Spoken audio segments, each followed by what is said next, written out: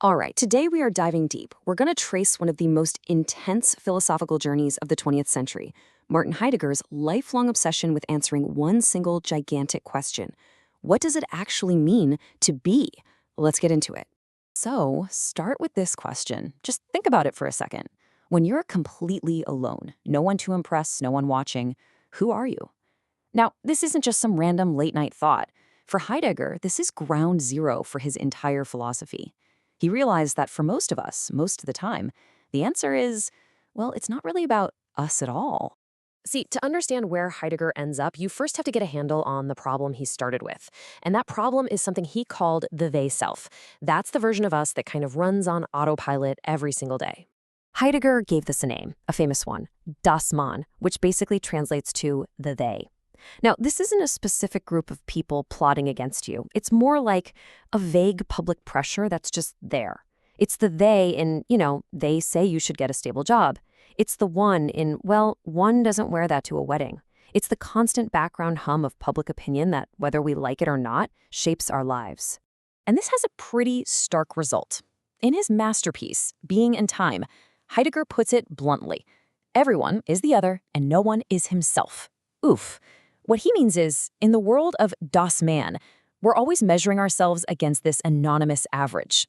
We all kind of become interchangeable cogs in a machine, and that little spark of what makes you uniquely you gets buried. So here's the real kicker. When we're so busy doing what one does, we get distracted. We're just so caught up in all the day-to-day noise that we completely forget to ask the biggest, most fundamental question there is. Not, who am I? But what does it even mean to be at all? And this forgetting, this is what pushed Heidegger to completely rethink his entire approach. So, how do we snap out of it? Well, after years of wrestling with this problem of human existence, Heidegger made a huge shift, a radical turn.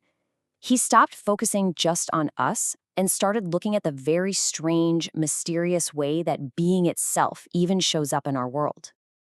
For centuries, philosophy had basically treated being like it was some kind of thing, an object you could put under a microscope, define, and pin down. But Heidegger realized, nope, that's a dead end. He suggested a whole new way of looking at it. What if being isn't a static noun, but more like an active verb, a dynamic giving? And this little phrase from his later work, this is everything. He says, we do not say, being is, but rather, it gives being. In German, that's es gibt sein. It seems like such a tiny change, but it's a world-shattering difference. Being isn't some permanent object just sitting there. It's something that is offered, something that is presented, something that is given to us. Okay, but right away, that opens up a huge new question. If being is given, then who or what is doing the giving? What is this mysterious it in the phrase, it gives being? This puzzle became the absolute core of Heidegger's later philosophy. And the answer he finally arrived at is one of the toughest, but maybe one of the most beautiful ideas in all of modern thought. He called it Ereignis. And we translate that as the event of appropriation. Now, Ereignis is not just any old event, like a party or a meeting. It's the event, the one, singular, foundational moment where being and humanity are basically handed over to each other, where they are brought together to belong to one another in this incredibly deep, inseparable way. It's like a mutual claiming of one another.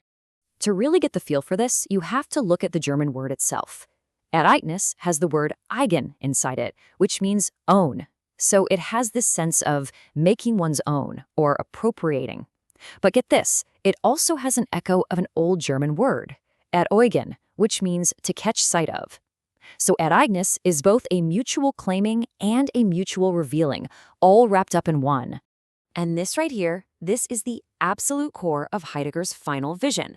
The answer to the mystery of it gives isn't some thing, some higher power. It's a relationship. It's a relationship of belonging. This is it. This is the big reveal. Man and being are appropriated to one another. They belong to each other. It's not like humans exist on our own and then we go out and discover being. And it's not like being was just floating around and then decided to create us. No, he's saying they happen together. They arise in the same single unified event of belonging. So what does that even look like, this mutual belonging? Well, think of it this way. Humanity becomes the clearing in the forest, right? The open space where being can actually show up and be seen. And in return, being is what calls us out of that anonymous they-self and into our true purpose, to be the guardians, or as he says, the shepherds of this clearing. You can't have one without the other. Okay, so let's just quickly recap the path we've walked. We started with the problem, right? Being lost in the crowd, in the conformity of das Man. Then we found a clue, that shift in language, from being is to it gives being. And that clue led us straight to the final revelation, Ereignis, this incredible event where man and being are brought into a relationship of mutual belonging. So what? What happens when we start to see the world not as just a pile of stuff for us to use, but from inside this foundational event?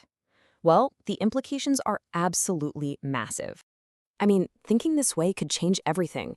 If we truly belong to being, we can't just keep treating nature and technology like they're just resources for us to dominate and control. Thinking itself changes. It becomes less about calculating and conquering, and more about just listening patiently for how being is showing itself to us. And maybe most importantly, our own lives become grounded not in what we own, but in the profound, simple fact that we belong. And that's really the thought I want to leave you with. Heidegger's whole journey takes us from this place of modern anxiety, the lonely individual lost in a crowd, to a place of deep, fundamental belonging. So what if we really took that to heart? If we stopped acting like we owned the world and started living like we belonged to it? What would change? For you? For all of us?